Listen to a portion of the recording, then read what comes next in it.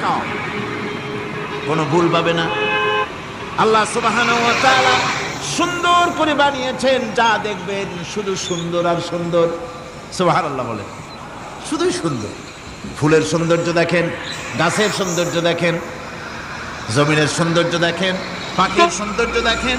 আল্লাহ পাক যা বানালেন সবগুলিকে আল্লাহ পাক সুন্দর করে করে সৃষ্টি করেছেন, সব গুছিয়ে গুছিয়ে সুন্দর করে করে বানিয়েছেন, অসুন্দর করে কিছু বানান নাই।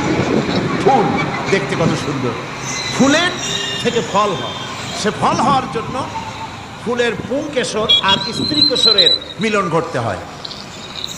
তো ফুল তো আর চলতে পারে না, এই মিলনটা কেমনে হবে?